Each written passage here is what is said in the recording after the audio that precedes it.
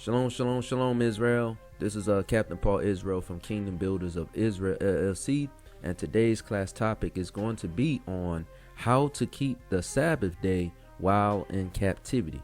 Okay, Israel, today's class topic is going to be on how to keep the Sabbath day while in captivity. Okay, Israel, this is another good class topic to discuss due to the fact that many of our people who are the blacks, Hispanics, and Native Americans of today, they are not keeping the Sabbath day, or they may not know how to keep the Sabbath day properly. Most of our people that's in the Hebrew truth are keeping the Sabbath day or practicing keeping the Sabbath day. And yes, we do know we're not going to be able to keep the Sabbath day in its perfection because we're not, of course, in Israel where we have everything set up as far as the structure so we can stay out of sin, right? Everything will be more organized for us to observe the Most High Holy Day, which is his Sabbath day. Okay, and I brought this class topic up due to the fact that I had a subscriber that had asked me a question, how to keep the Sabbath day properly. Okay, or what is the Sabbath day? He had particular questions on the Sabbath day. So for my subscriber, I'm going to bring this class lesson out. So any other questions that my other subscribers or certain viewers that watch Kingdom Builders of Israel LLC YouTube page, if they have a particular question about a certain subject, just post it up on the YouTube page. Okay, as far as a comment and something like that, because I do read people comments. But this particular gentleman that I know had a particular question pertaining to the Sabbath day. So this is why we're going to get into this lesson. Okay, Israel. So get out your pen and your paper and let's get ready for the note taking. Okay, because this is going to be a deep lesson on how to keep the Sabbath day while in captivity. Okay, because again, also too, we're going to bring some visuals or a video out too as well to explain the consequences of not observing the Sabbath day, okay, and why it's important to keep the Sabbath day. Okay, so we're going to get into this lesson. Okay, this is it says things not to do on the Sabbath. So this is how you properly observe the Sabbath, by doing the things that the Sabbath does not permit. Okay, so it says things not to do on the Sabbath. Okay, it says no buying, no selling, no cooking, no working pertaining to servile work for compensation. It says no doing abominations. And then also it says no celebrating pagan holidays and no celebrating pagan rituals. Okay, Israel. So these are the fundamentals on things not to do on the Sabbath. And it's going to explain certain things on the next slide on what is permissible on the Sabbath while in captivity, because you gotta understand we are in captivity, but this is the main foundation primarily if we was, of course, in Israel. Okay, because things would be set up, but when you look at this is the basis of things not to do on the Most High Sabbath day, because the Most High Sabbath day is a holy day. Okay, so if it's something holy, it means to be separate. So Saturday or the seventh day of the week, which is the Sabbath day, is a holy day. So it's supposed to be separate from the other days that you do things, which are the 6 days during the week that you do your regular activities or whatever like that. But on the 7th day is a holy day. Okay.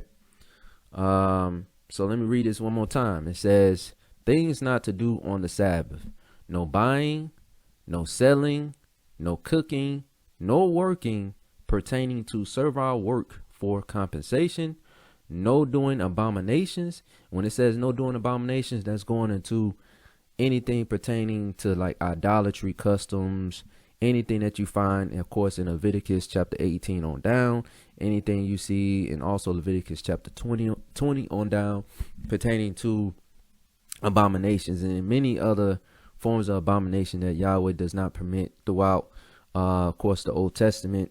Okay, and then it says no celebrating pagan holidays and no celebrating pagan rituals, because the pagan holidays, mostly our people celebrate pagan holidays primarily on the weekend. which would be that Friday night to Saturday night.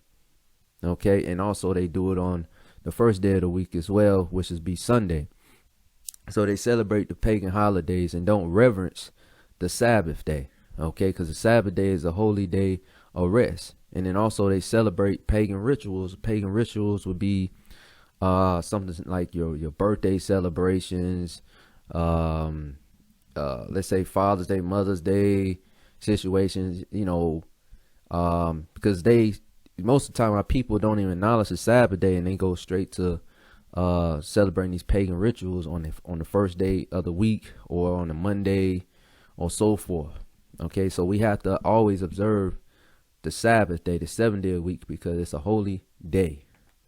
Okay, it says things permissible on the Sabbath. So these are things that can be permissible on the Sabbath while you are in captivity. Okay, because again, you're not in Israel and you don't have things set up to keep you in line all the way to the T as far as keeping the Sabbath. But these are things permissible on the Sabbath due to the fact that you are in a captivity under another nation rule. Okay, it says buying gas or tickets pertaining to transportation or parking fare. So these things are permissible because these things are out of your control.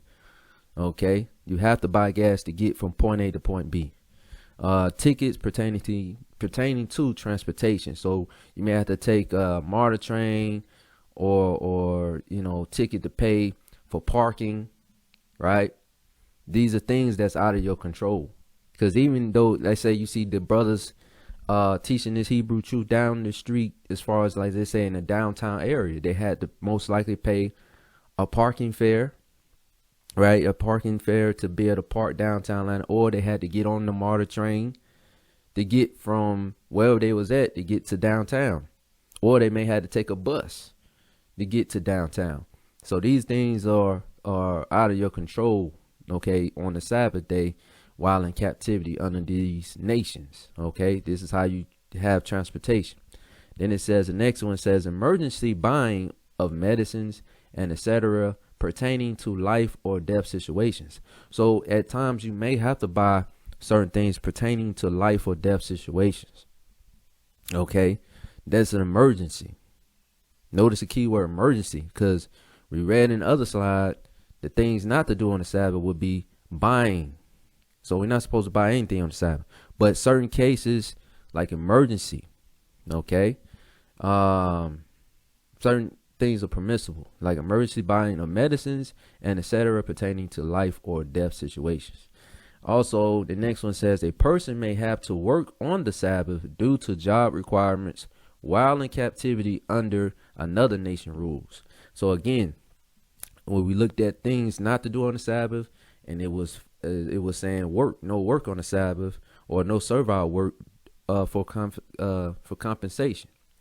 No servile work for compensation. So we're not supposed to work on the Sabbath, but you are in captivity under another nation rules, which the other nations wasn't given Yahweh's laws, so they're not going to primarily abide by Yahweh's laws, because the laws was not given to the other nations. It was only given to the children of Israel when we get to the Mosaic laws. Okay, so you may have to work, Israel. Okay, you can't go to, most times you're not able to go to your job, say, hey, I'm not going to work on a Saturday. Well, most of the jobs require that, or you won't have a job. You won't have money to provide for your family. Some jobs may be lenient towards allowing you to not have to work on the Sabbath. Okay, mainly government jobs primarily won't require you to work on the Saturday or the weekend situation, but primarily majority of these jobs today require people to be available for work on Saturday. Okay, also things permissible on the Sabbath says congregating on the Sabbath like a church, home gathering, online gathering, and etc. So these are things are permissible. Okay, like you could gather with your friends, family, associates and stuff like that, to congregate. Okay, also you could do this on the Sabbath as far as reading and studying the Bible, Also teaching the Bible to people on the Sabbath day by doing street teaching, online videos, phone conversations, and etc. Long as you acknowledge the Most High Sabbath day, okay? This is how you acknowledge the Most High Sabbath day, by practicing these things, okay? Because I heard certain doctrines out there, oh, you can't do street teaching on a Sabbath day. No, you can do street teaching on a Sabbath day because you're teaching Yahweh's people, okay? And then it says, eating salads and eating meals not pertaining to cooking, requiring fire or not requiring heating. So again, things permissible on the Sabbath. You can eat salads, you can eat meals not pertaining to cooking, requiring fire or not requiring heating. So you can eat meals on the Sabbath, but again, it cannot consist of cooking, which, of course, when you cook something on the stove, of course, it's a heating mechanism, whether it's heating or by fire. You're not supposed to do that on the Sabbath. Okay? So if you need to make you a sandwich, or something like that, you can make you a turkey sandwich or something like that. But again, you're not supposed to cook. Okay? Man, like I say, a turkey sandwich could be like a cold cut sandwich, like when it's cold. Like in the refrigerator or something like that. But mainly you want to prep. That's what we did. We prep. So we had our meal already prepared before the Sabbath came in. So from Friday night to Saturday night, that's the Sabbath, which would be 24 hours. Okay. So this is the things that's permissible on the Sabbath. Okay. And then the next slide, it says Sabbath day is the seventh day of the week. You see that it says Sabbath day is the seventh day of the week. It says Saturday is the seventh day. And then it says no such thing as a rotating Sabbath based upon the new moon. Many other Hebrew Israelite camps are now pushing a doctrine saying the Sabbath day is based upon the new moon.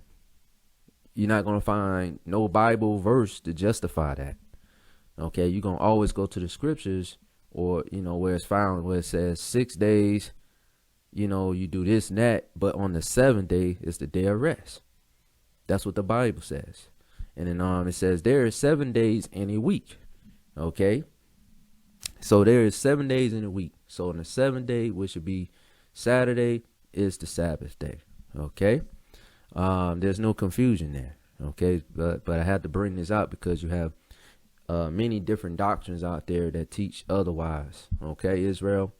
So now that we got the understanding on how we could keep the Sabbath day while in captivity, and also to keep in note that the Most High redeemed the children of Israel out of captivity because, the Egyptians went off a 10-day week calendar. So they was not even keeping the Sabbath day. Okay. But Yahweh still had mercy on the children of Israel because they was in captivity. Okay, so Yahweh knows if you're not able to keep it to a T. Okay, because like I said, the Egyptians did not go according to Yahweh's laws because the laws was not given to the Egyptians. Okay, so just like America's not going solely off of Yahweh's laws. So, of course, they're going to be pushing other things outside this Holy Bible. So now we know the fundamentals on how to keep the Sabbath day while in captivity. Now we're going to get into these particular videos on why it's important to keep Yahweh's laws, especially the Most High's holy day, which would be the Sabbath. Okay, so now we're going to get into this video.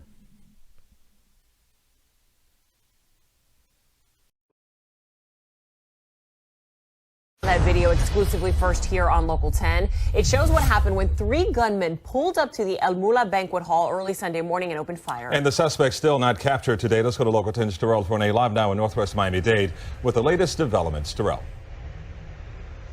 And by now we all know this is along Northwest 186th Street near 77th Avenue, that plaza where it happened. You can see right behind me. I'm going to step out of the way because on the windows you can actually see the bullet holes that now mark the front of this banquet hall. This plaza actually has had the attention of homicide detectives today. We've seen them in the area, and now we're getting a sense of some of the video evidence that they're working with. At one point, a camera shows people standing outside of a banquet hall, and the very next moment, gunfire sends the crowd scurrying for cover. This video, exclusively obtained first by Local 10, shows the chaos during a mass shooting over the weekend, where bullets hit 23 people, killing 2. We blurred the image of one of the victims, critically injured. Oh, God! Oh, God! The pain evident even today as mourners show up to the scene to pay their respects to one of the victims, though most have declined to speak publicly. Detectives have since collected footage from numerous businesses in the Northwest Miami-Dade Plaza, and on the night of the shooting, another camera picked up a white SUV pulling up to the plaza and the 3 gunmen jumping out to unleash the terror that lasted less than 10 seconds. The trio jumps back in and then speeds away from the scene. On Monday, detectives found the getaway vehicle, a Nissan Pathfinder, submerged in a canal about 9 miles away. But in that original piece of surveillance video, well before the shooting, you see a white SUV circling the parking lot. That truck even appears to park for a short time in what could have been an attempt to case the venue by the gunmen. The event at the El Mula Banquet Hall Saturday night was billed as an album release party for a local rapper, and the violent and deadly shooting played out as things were ending for the night. Officers believe the wave of recent gun violence is only the beginning. Cops are bracing for a long and violent summer. Those that are out there committing gun violence, breaking the law, you're going to go to jail. My officers are mobilized. All the resources of the Miami-Dade Police Department will be on the streets to keep this community safe.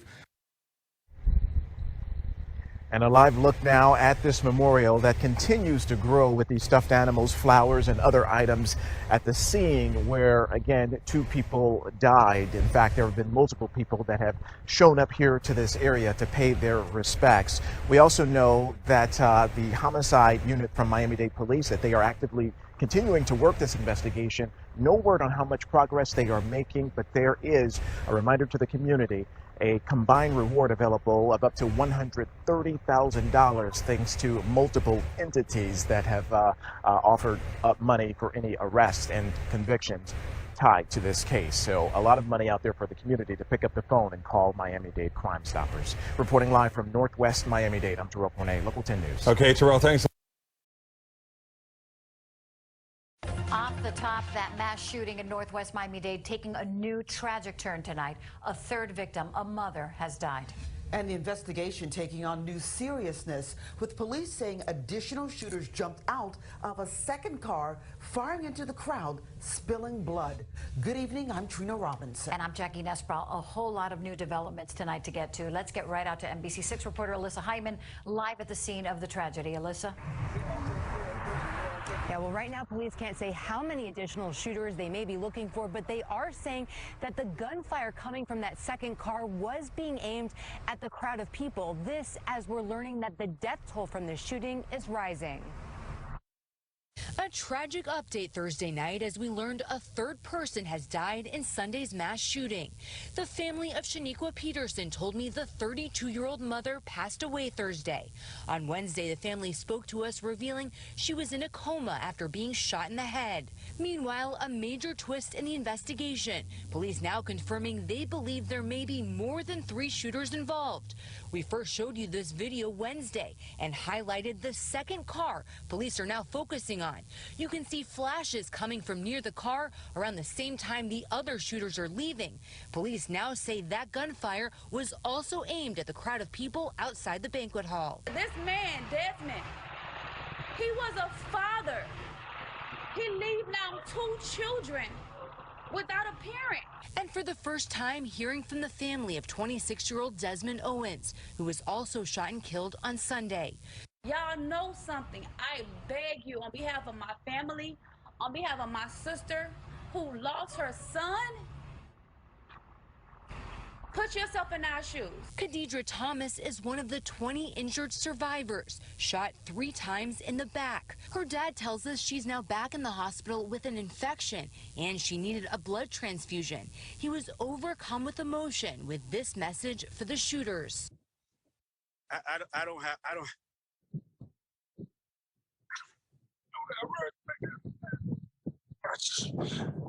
have words for that right now.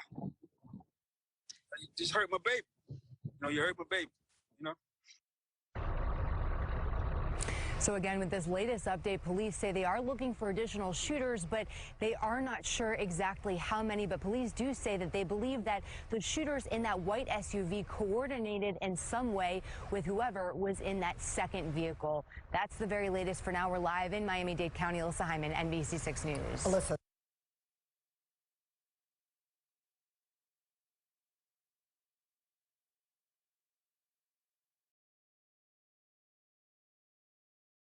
Police continue to search for the shooters responsible for a deadly ambush outside a rap label party. 2 people were killed and several others gravely wounded. Local 10's Terrell Fournier is live with more on the victims. Terrell. And here we are, more than 3 days removed from this mass shooting that happened in front of a banquet hall in this shopping plaza in Northwest Dade. And there are still some family members who do not yet know if their loved one will live or die. Loved ones continue to pour into a memorial placed at the very spot where 23 people were hit by bullets over the weekend. The crime captured on camera, a group of people standing in front of the El Mula Banquet Hall in Northwest Miami-Dade, where a pop-up party was being held. The group is seen darting for cover as 3 gunmen sprayed the crowd. We collected over 100 casings. You can visibly see how scared the individuals were while they were running for their life. The trio of armed men were first seen casing the parking lot in a white SUV for nearly an hour before cameras captured the killers jumping out and unleashing terror on the crowd. 26-year-old Desmond Owens and Clayton Dillard III were both killed. The 21 other shooting victims rushed to various hospitals. 7 right now are still being treated at Jackson Memorial Hospital, including 32-year-old Shaniqua Peterson, who remains in critical condition. Relatives tell Local 10 that mom of a 12-year-old boy is in a medically induced coma, clinging to life with a bullet lodged in her head right behind her ear.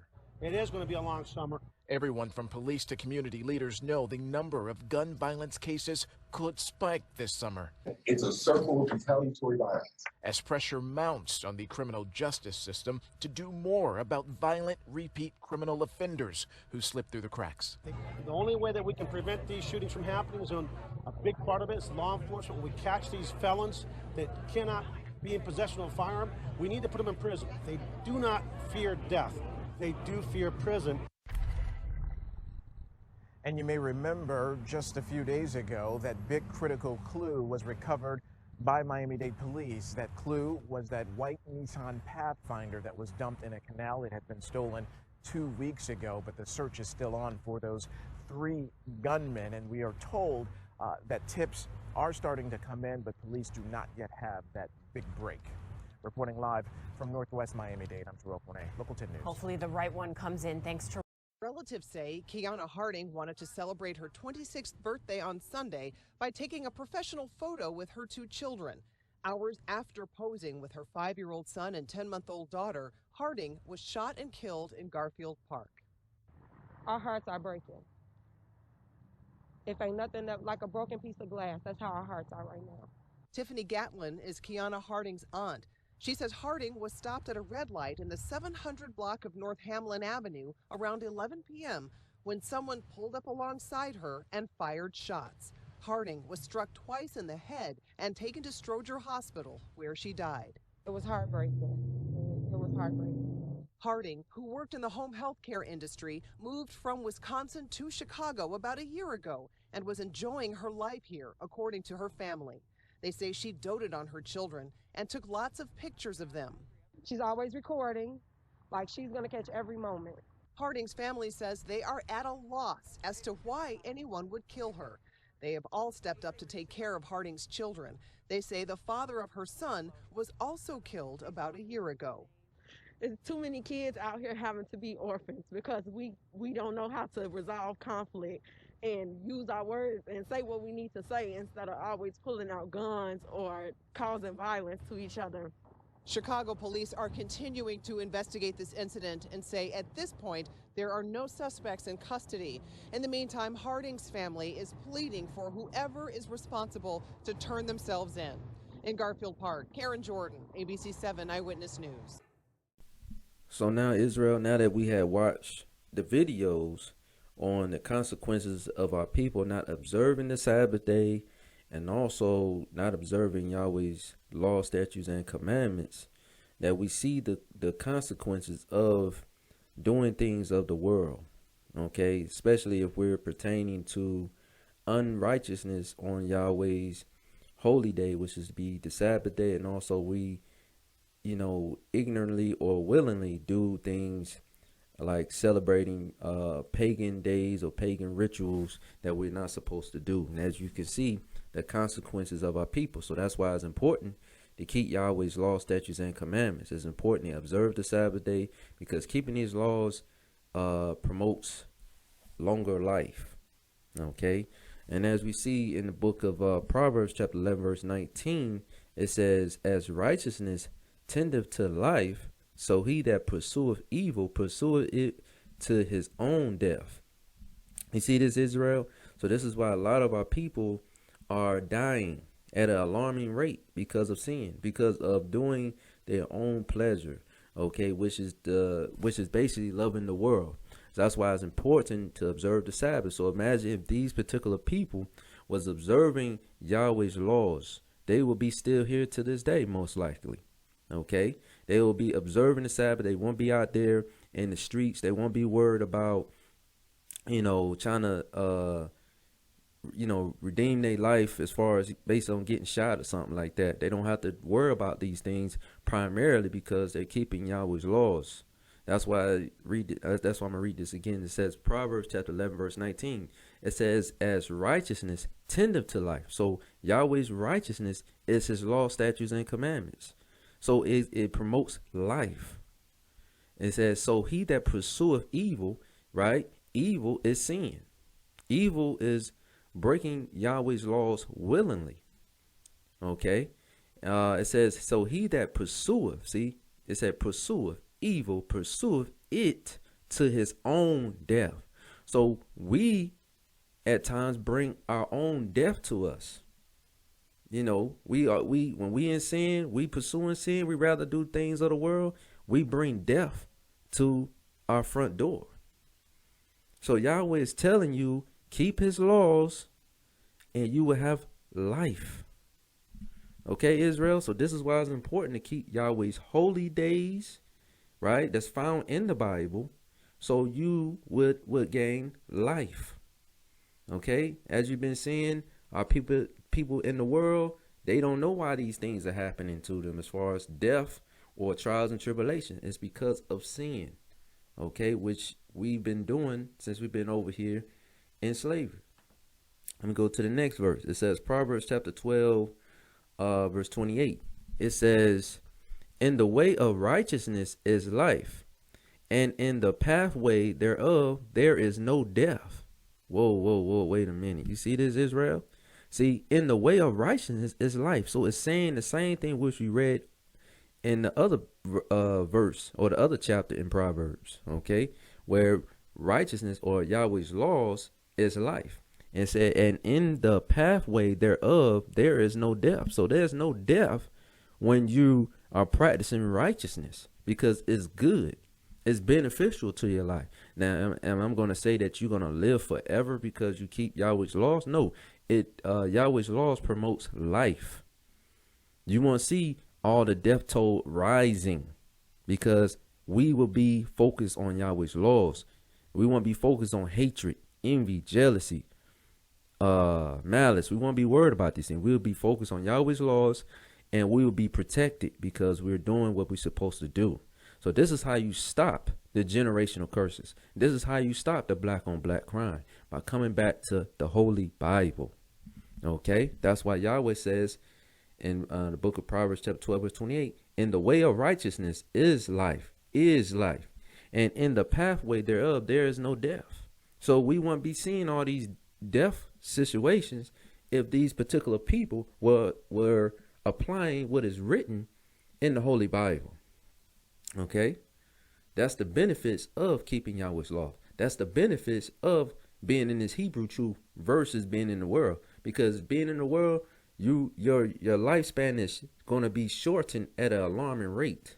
Okay, and the other nations know this thing, so that's why they pay millions of dollars to keep our people in sin. They promote sin, sin, sin all day to our people because these things bring death to our people.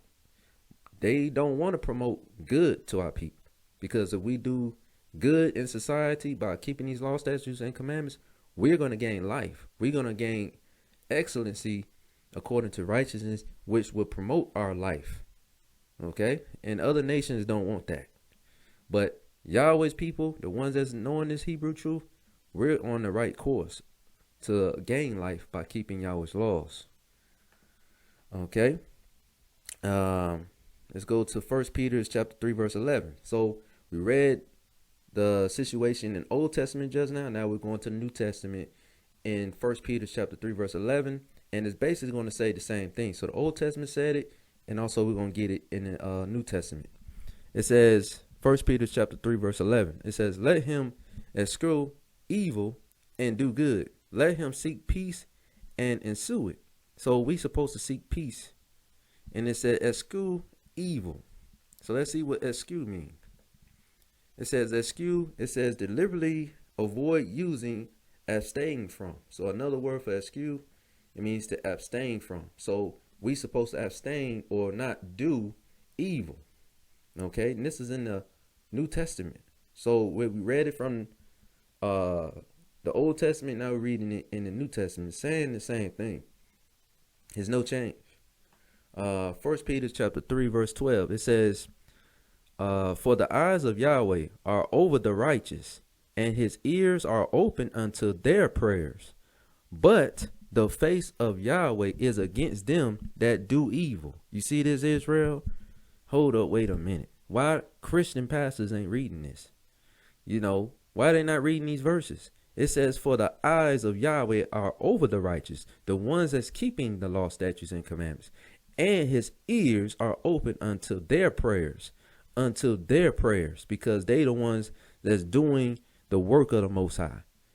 But he says what? But the face of Yahweh is against them that do evil. And we know evil is sin. So Yahweh is against those that do sin. So when you look at the consequences of our people as a nation of people, they are in sin. So Yahweh is against you. That's why you can't take a break. I mean, you can't catch a break out here in the world because you're not following righteousness. So Yahweh is not going to be in your corner. He's going to be against you. So that's why you're going through trial and tribulation, you blacks, Hispanics, and Native Americans. Come back to righteousness. Come back to these laws. So the Most High will watch over you. Okay? So now we're going to go to 1 Peter chapter 3, verse 13. It says, and who is he that will harm you, if ye be followers of that which is good? So again, who can harm you when you're doing good? When you're practicing law, statutes, and when you're practicing Yahweh's law, statutes, and commandments? Who will harm you? Because Yahweh is the one that's controlling everything. So Yahweh said, I will watch over you if you do what I tell you to do. Okay? This is what the Bible says. 1 Peter chapter 3, verse 14. It says, 1 Peter chapter 3, verse 14. It says, but, and if ye suffer for righteousness' sake, happy are ye, and be not afraid of their terror, neither be troubled. Why are we not going to be troubled? Because we're doing righteousness. We don't have to watch over our shoulders, worried about the police going to gun us down, because we know we're practicing righteousness as Hebrew Israelites. But the people in the world that's not doing righteousness, that's doing wickedness, pursuing evil, living that life of crime, living that life of lust, they always going to be going through troubles. They always going to be afraid of terror because they're not living good according to the Bible. Okay, this is why it's beneficial for our people to keep these laws. So now that we know this, Israel, now we get into the lesson on how to keep the Sabbath day while in captivity. So we have to know the key principles of the Sabbath day. So I had to bring this out to keep our people in the state of mind. This is why we have to keep Yahweh's holy days. Okay, and his main holy day is the Sabbath day. Okay. Let's prove it. We're going to go to the beginning, right, in Genesis, okay, to prove it. Okay, we're going to prove it in Old Testament, and then we're going to go to the New Testament and prove that there's no change in the Most High Sabbath day. This is the book of Genesis chapter 2, verse 2. It says, and on the seventh day, Elohim ended his work which he had made, and he rested on the seventh day from all his work which he had made. So again, it's showing the parallel that Yahweh rested on the seventh day. Okay, so we took it from the beginning. So now we're going to go to the next one. So we went from Genesis. Now we're going to go to Exodus, where we get into the Mosaic laws. Okay, to show that it hasn't been no change from the Mosaic laws, and then just in general of Yahweh's laws from the beginning in Genesis. This is the book of Exodus chapter 20 verse 10. It says, but the seventh day is the Sabbath of Yahweh thy Elohim. In it thou shalt do let me read this again. But the seventh day is the Sabbath of Yahweh thy Elohim. In it thou shalt not do any work, thou, nor thy son, nor thy daughter, thy manservant, nor thy maidservant, nor thy cattle, nor thy stranger that is within thy gates. So we're not supposed to do any work. Okay, when it goes to servile work, of course. Okay. Now we go to the next one. This is the book of Leviticus, chapter 23, verse 3. So we just gonna get the laws pertaining to the seventh day for our people that don't know where these verses are at. Okay, this is Leviticus chapter 23, verse 3. It says, 6 days shall work be done, but the seventh day is the Sabbath of rest. It says, and holy convocation, ye shall do no work therein. It is the Sabbath of Yahweh in all your dwellings. So where are we at? We're supposed to observe the seventh day, which is the Sabbath. A holy convocation, so a holy gathering. Okay, this is when we meet up in the congregation fellowship, and whether it's on YouTube or video conference, or whether it's over the phone, or whether it's in person in a home gathering, you could do the Sabbath in these situations, which we brought out on a PowerPoint slide. Okay. Now we're gonna go. Let me see what the next verse says. Yeah, so I'm gonna have to do that. Let's go to the next one. This is Isaiah chapter 58, verse 13. To prove again that we're supposed to keep the Sabbath day. Okay, we're supposed to keep the Sabbath day. Isaiah chapter 58, verse 13. If thou turn away thy foot from the Sabbath, from doing thy pleasure on my holy day, because again the Sabbath is Yahweh's holy day, and call the Sabbath a delight, the holy of Yahweh honorable, and shall honor him, not doing thy own ways, nor finding thy own pleasure, nor speaking thy own words, because many of our people are following the ways and customs of the other nations, doing their own pleasure. So children of Israel, we cannot do the things that we want to do on Saturday, because most of the time we work every day, right? We work, we get up, work during the week, and then on Saturday we want to turn up in general, or we want to go on these trips and have good fun time.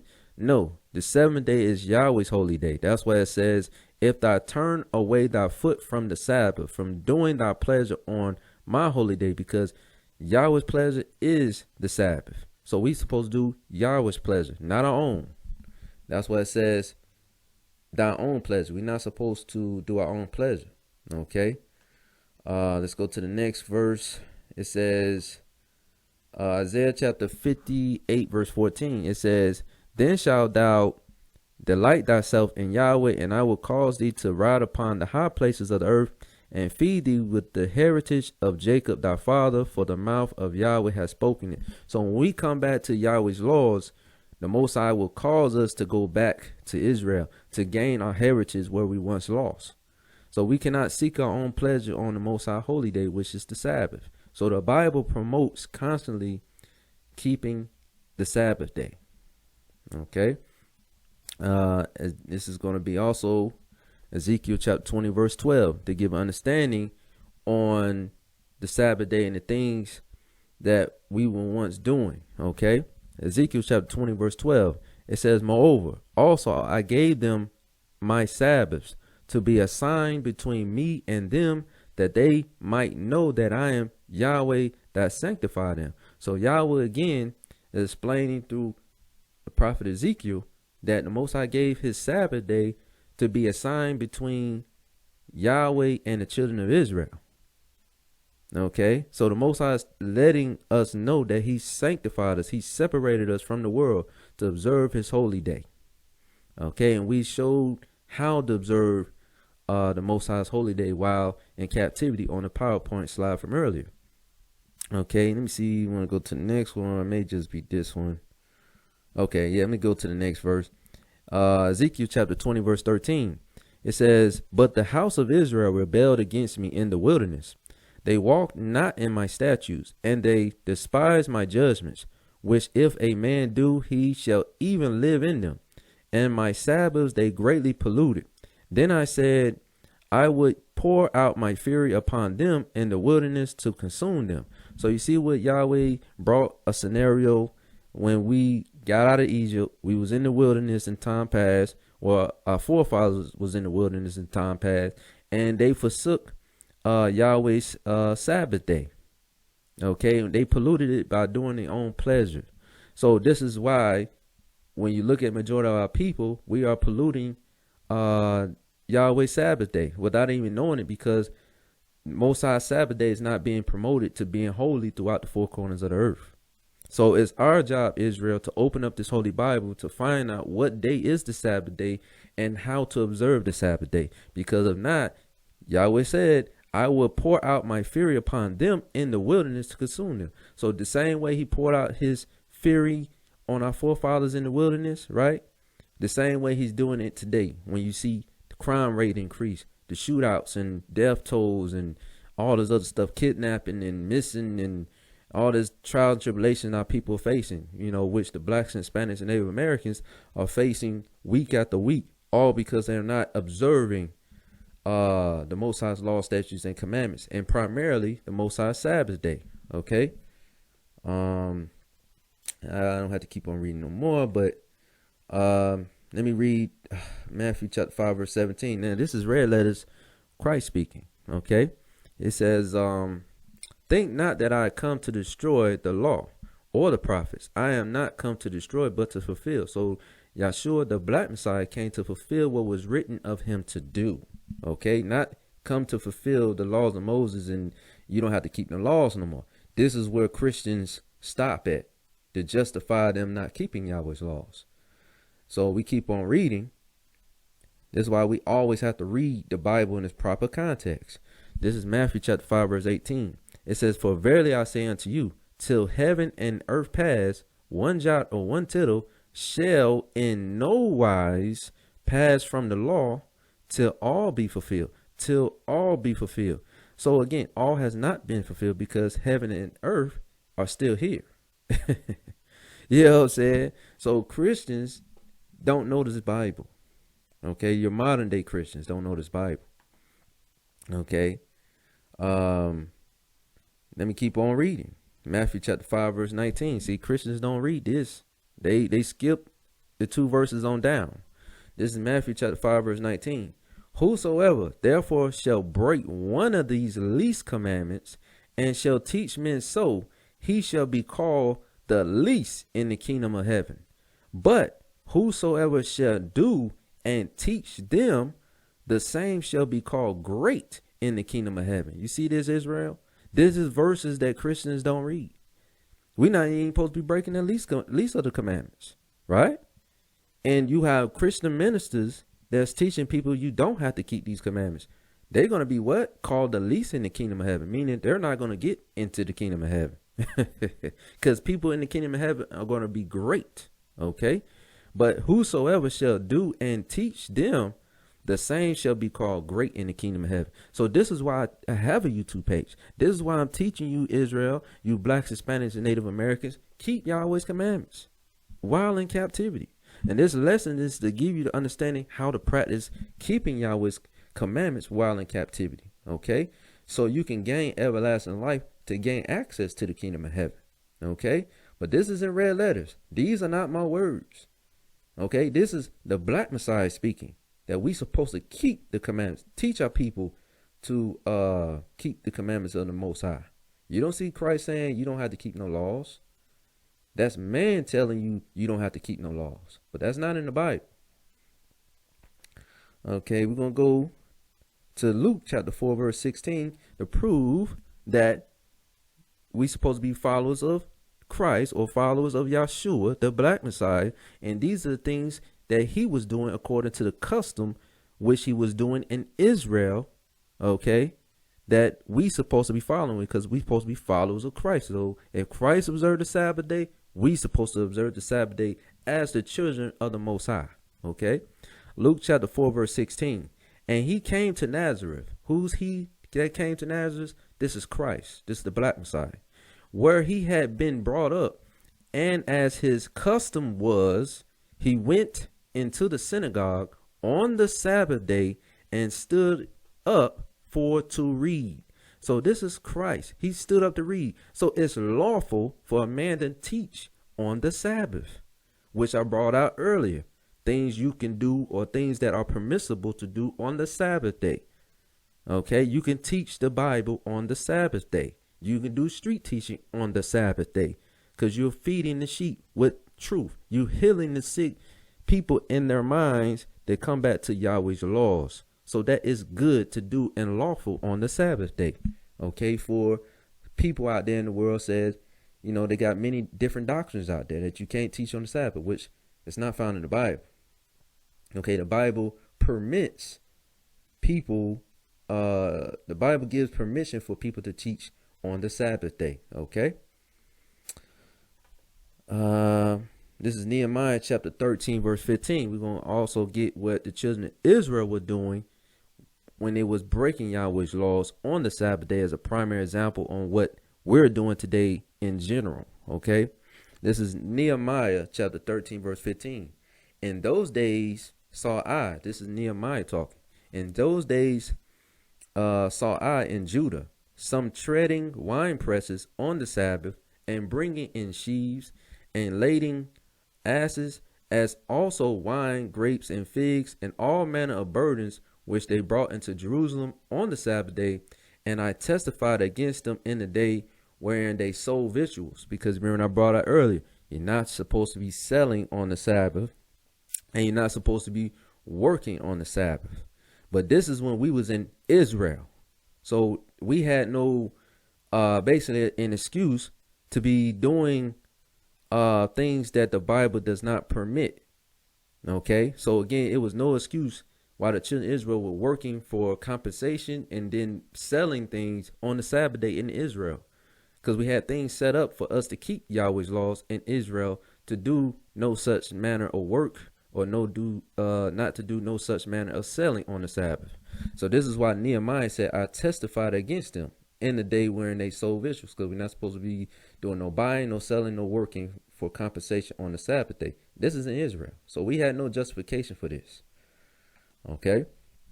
Let's go to the next one. And then it said Nehemiah chapter 13, verse 16. It says, there dwelt men of Tyre also therein, which brought fish and all manner of ware, and sold on the Sabbath unto the children of Judah and in Jerusalem. So again, you had the men of Tyre, who were Hamitic people or African descent, right?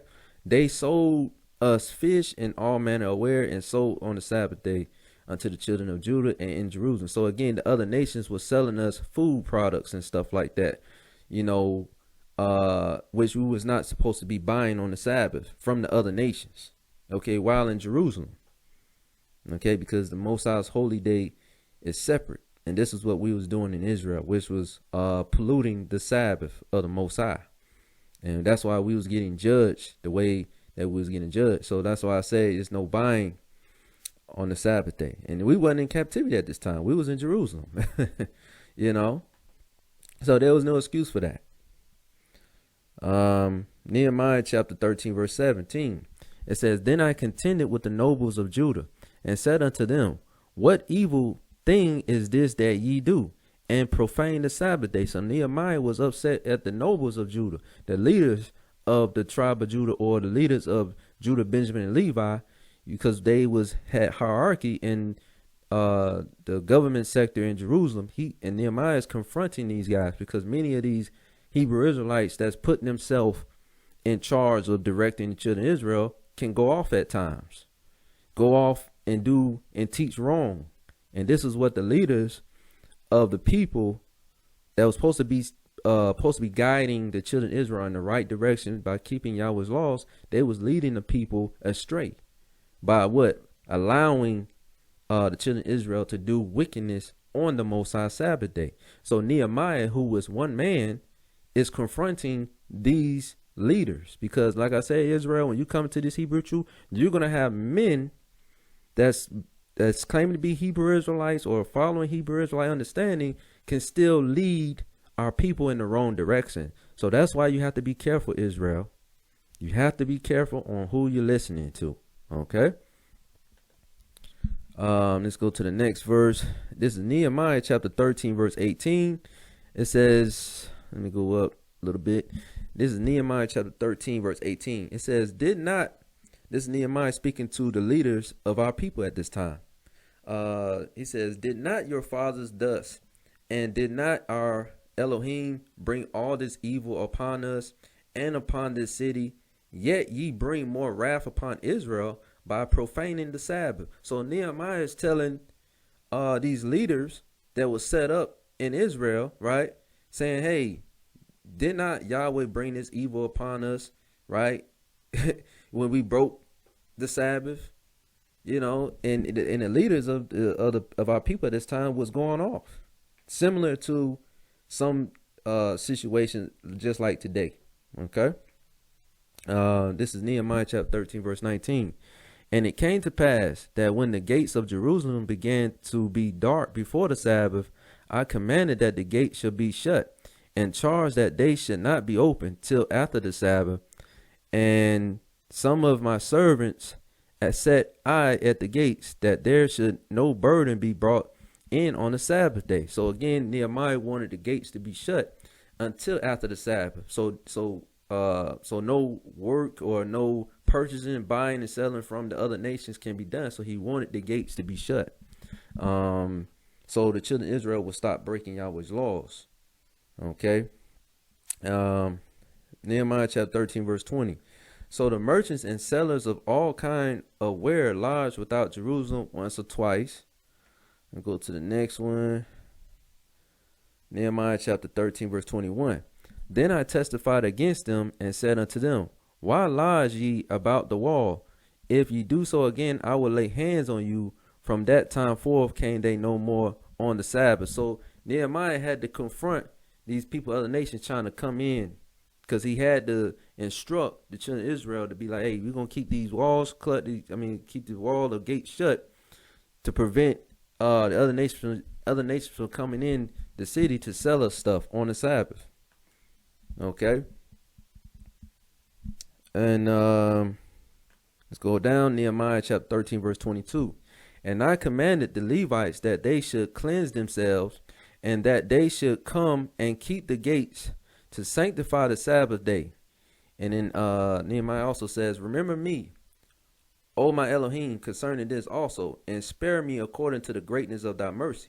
So again, the Levites, okay, had to cleanse themselves because the Levites were in charge of the sacrifices that was supposed to be conducted on the Sabbath day. So they had to cleanse themselves, okay, because they allowed those things to be occurring on the Sabbath day when they allowed the other nations to come in and purchase things and sell things amongst our people, okay, which was going off on the Sabbath day, because the Sabbath day is supposed to be holy. We're not supposed to be doing these things on the Sabbath day. Okay, I don't have to read no more, but again, Nehemiah had to pray to the Most High to have mercy on him himself, you know. This is Matthew chapter 12, verse 1. So this is when I'm giving our people understanding when I said some cases, things you can do that's permissible on the Sabbath day while in captivity, okay? Nehemiah was coming in at the time where we was in Jerusalem. So there was certain things that was not permissible on the Sabbath day, just like it is today, because again, Nehemiah's time is different from today. Okay, today we are captivity under another nation. We're not in Jerusalem right now. Okay, so keep this in mind. This is Matthew chapter 12, verse 1. It says, at that time, Yeshua went on At that time, Yeshua went on the Sabbath day through the corn, and his disciples were at hungry, and began to pluck the ears of the corn and to eat. So again, the disciples who was followers of Yeshua, the black Messiah, was hungry when they was walking through the cornfield. So they began to eat because they was hungry. You remember I said certain cases of life-threatening situations, right? You may have to buy medicine. You may have to purchase certain things pertaining to life-threatening situations when it pertains to your health.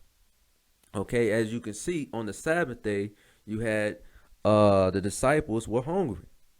Okay, and they ate. Let me keep on reading on the next one. Let's get this understanding. Matthew chapter 12, verse 2. But when the Pharisees saw it, they said unto him, behold, thy disciples do that which is not lawful to do upon the Sabbath day. So now the Pharisees see them plucking off the corn and eating the corn in the field, whatever like that, because they was hungry. Remember I said certain things are permissible on the Sabbath day. Okay, but let's see what Christ say about it. Okay, Matthew chapter 12, verse 3. But he said unto them, have ye not read what David did when he was a hungry, and they that were with him? So again, now Christ getting a certain situation what David did, because David did something similar. But notice said David was a hungry. He needed to eat. Okay. Let's go to the next verse. Matthew chapter 12, verse 4. How is that? Matthew chapter 12, verse 4.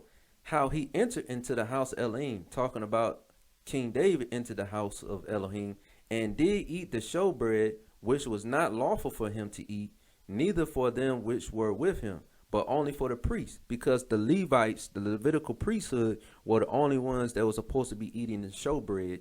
Okay, they were only ones supposed to be eating the showbread in the temple. Okay, not King David and so forth. It was just for the Levitical priesthood. That's why I said, but only for the priests. Okay,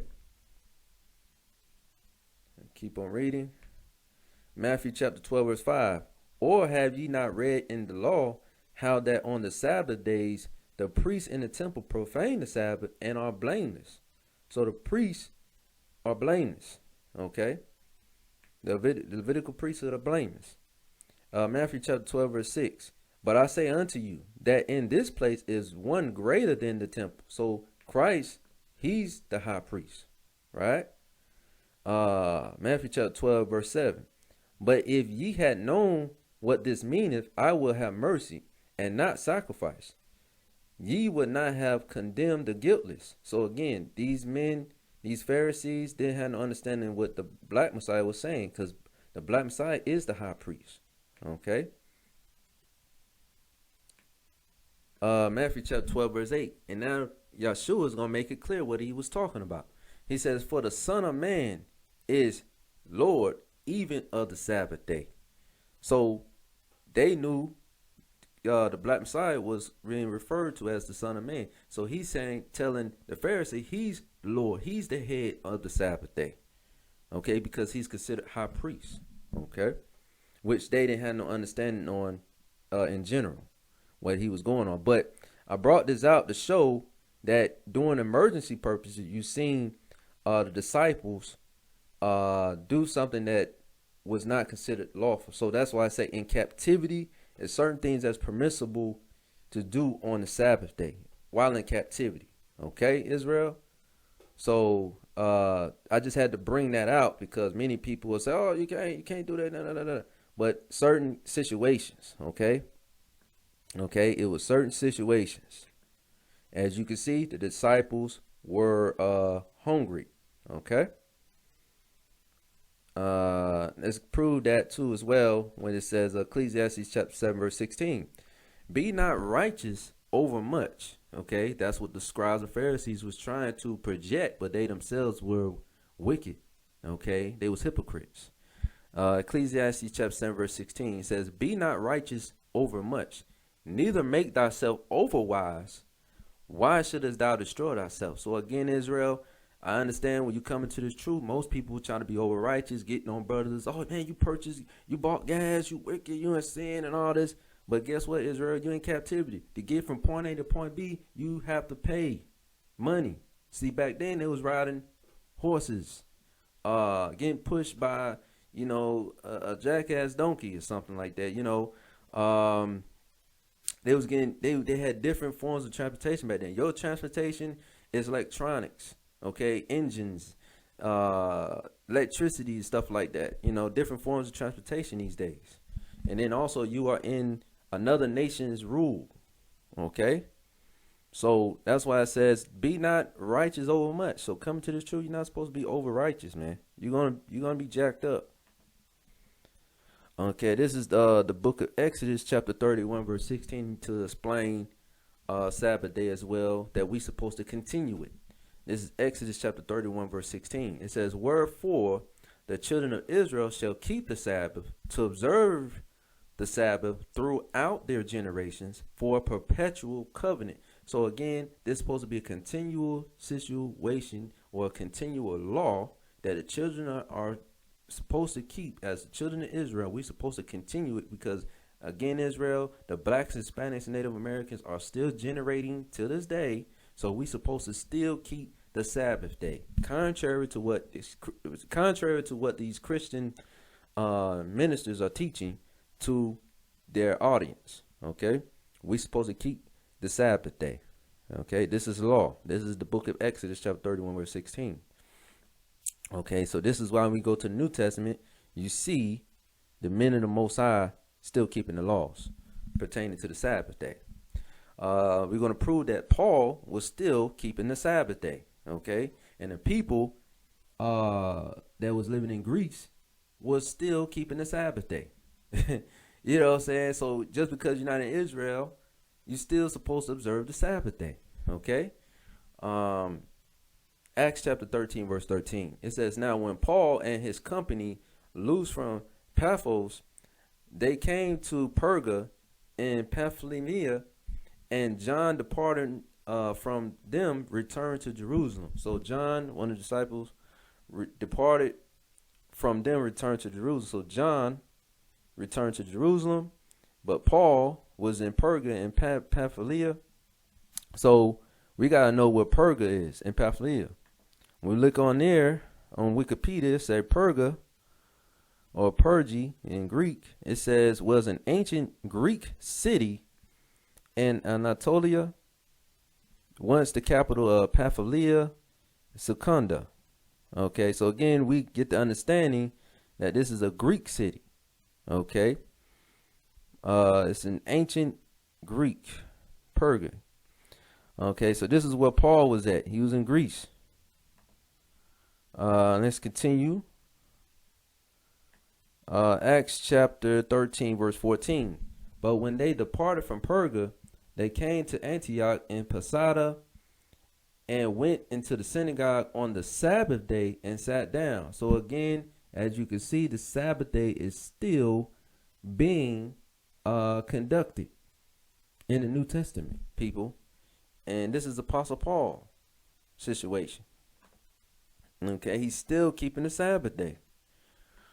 Acts chapter 13, verse 15. And after reading of the law and the prophets, the rulers of the synagogue sent unto them, saying, ye men and brethren, if ye have any word of exhortation for the people, say on.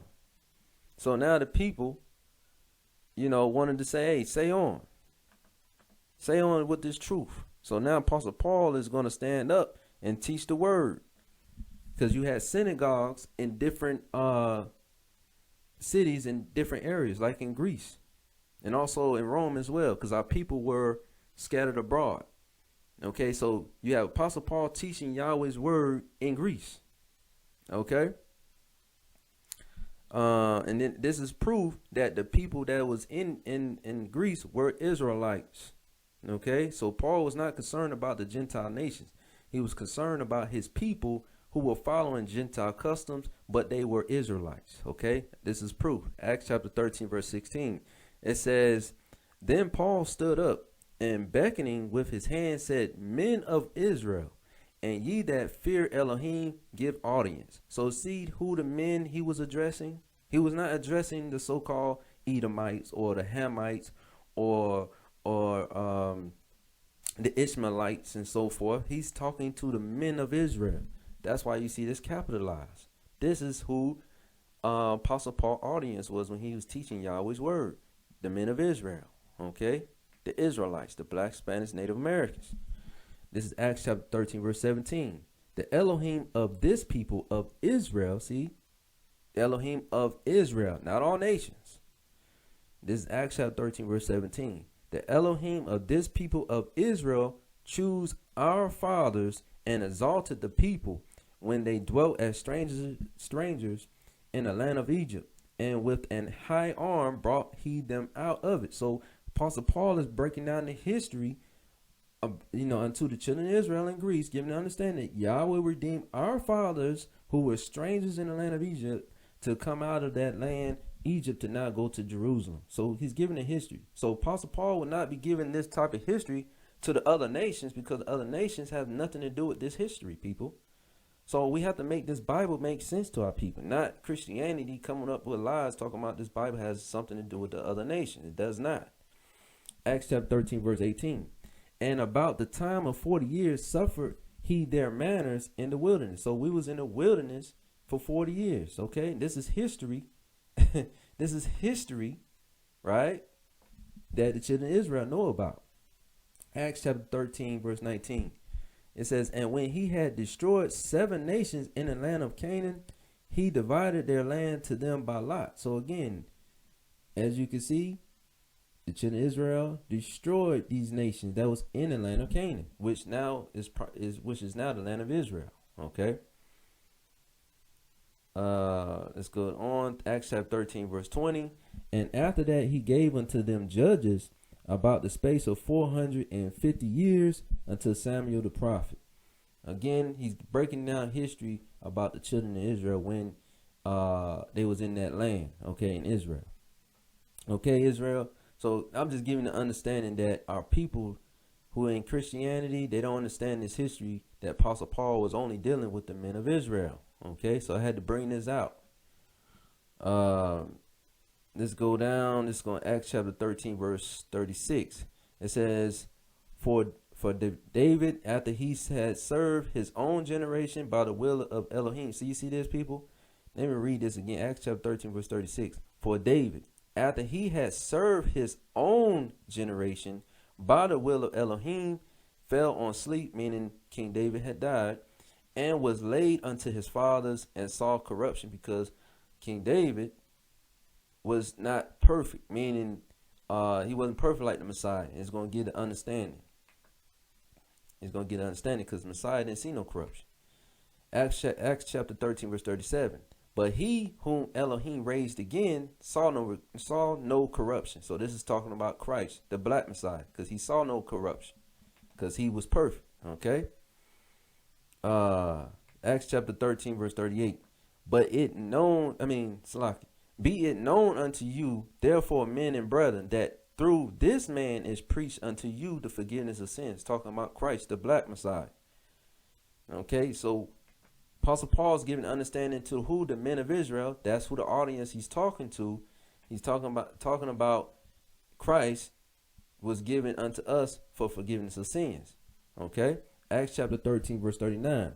And by him all that believe are justified from all things from which ye could not be justified by the law of Moses. So again, under the sacrificial law, it was certain sins that the children of Israel broke that you could not be forgiven for. Your own blood had to be shed. But under Christ, the black Messiah, now those sins that was not justified under the laws of Moses, right, can now be justified by repentance. Okay, this is the history Apostle Paul is getting to the children of Israel in Greece. Okay, so keep in mind, Israel, Apostle Paul's only having a conversation with the children of Israel, contrary to what these Christian pastors are talking about, which we brought out earlier in the same chapter in Acts chapter 13. Okay, that he was addressing forgiveness and all this understanding To who? The men of Israel, not all nations. This is Isaiah chapter 56, verse 2. It says, "Blessed is the man that doeth this, and the son of man that layeth hold on it, that keep the Sabbath from polluting it, and keepeth his hand from doing any evil." So it says, blessed is the man that doeth this. So if you keep the Sabbath, you'll be blessed. And if you don't pollute it, you'll be blessed. Okay? So this is why it's important to keep the Most High Sabbath day, so we don't be destroyed. Okay? So we don't promote evil amongst our people. We want to promote righteousness on our people. So this is why we have to observe the Sabbath day. Okay? And as you can see, the Bible promotes the Sabbath day. This is why I brought these verses out. You don't see nowhere where in the Bible the men of the Most High are not keeping the Most High Sabbath. Okay? Deuteronomy chapter 5 verse 12. It says, "Keep the Sabbath day to sanctify it, as Yahweh the Elohim have commanded thee." Hold it, wait a minute. It says, "Keep the Sabbath day to sanctify it, as Yahweh the Elohim have commanded thee." So Yahweh has commanded us to keep the Sabbath day. Okay, so this is not coming from me telling people to keep the Sabbath day. Yahweh has commanded it. I'm just a messenger. Okay, I'm just a messenger. And that's in the book of Deuteronomy. These are things that we got to understand. So now we got that understanding. So let's go to the book of Exodus chapter 35 verse 1. It says, "And Moses gathered all the congregation of the children of Israel together, and said unto them, These are the words which Yahweh have commanded, that ye shall do them." So Yahweh has commanded that we should do them, as far as these commandments. Okay, Israel. So this is why it's important for us to keep these commandments. So these laws pertain to the children of Israel, not all nations. Okay. So this is why I'm teaching my people these things. This is Exodus chapter 35 verse 2.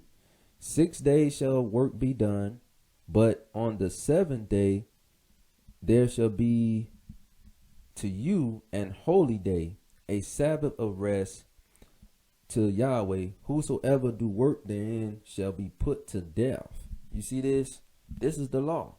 But under Christ, the black Messiah, we can repent from doing these things, or we have mercy and grace from the Most High, because certain days pertaining to this Sabbath day, we are required to work on our jobs. So this is where the mercy and grace comes in at Israel. So I did this video so you can see the importance of us keeping these commandments, and also too to show proof that we're not supposed to cook on the Sabbath. This is Exodus chapter 35 verse 3. It says, "Ye shall kindle no fire throughout your habitations upon the Sabbath day." See this, Israel? You're not supposed to kindle no fire. That's cooking. That's a form of cooking. Okay, it's not saying you can't light some incense or light some candles. Not talking about that. It's talking about cooking. Okay? So that's the law. Okay, Israel? So that's why I said I brought out no cooking. So we have an understanding of these things. Exodus chapter 35 verse 4. "And Moses spake unto all the congregation of the children of Israel, saying, This is the thing which Yahweh commanded, saying." So Yahweh is the one commanding it for us to keep the Sabbath day. Okay. Okay, I don't have to read no more of that.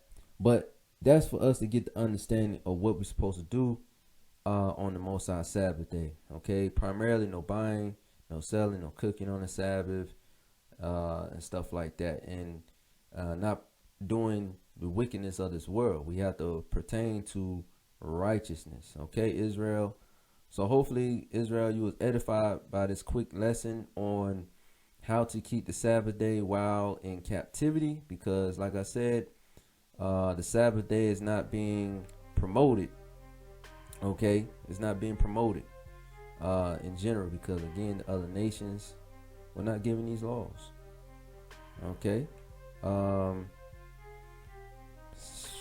let me go to I'm trying to go to Exodus chapter 31 verse 16 again. It says, wherefore the children of Israel should keep the Sabbath to observe the Sabbath throughout their generations for a perpetual covenant. So it's a continual process, which you brought out earlier.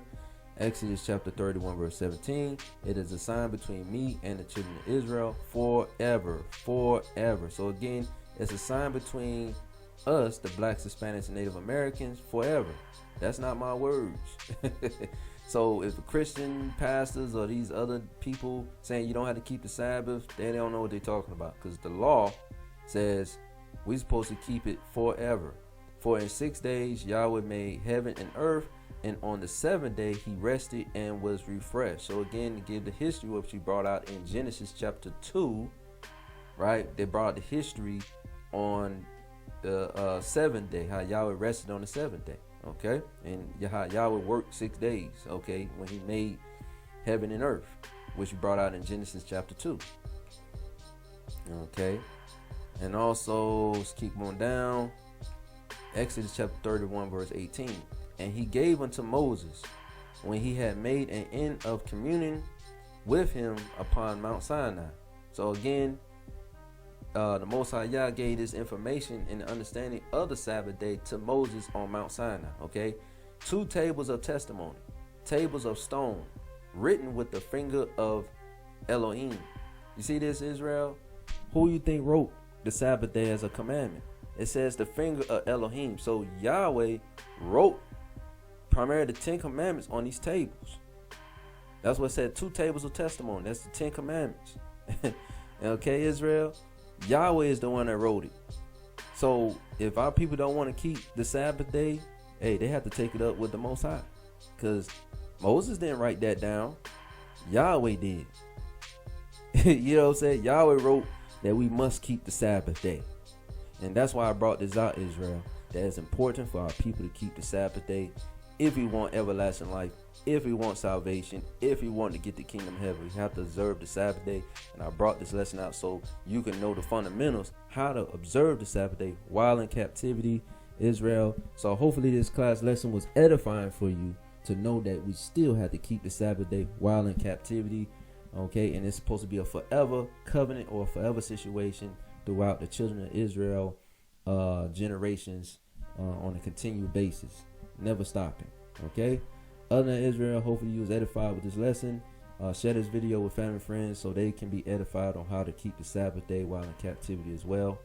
Other than that, Israel, stay tuned for more classroom videos on Kingdom Builders of Israel LLC YouTube page. Other than that, Israel, shalom.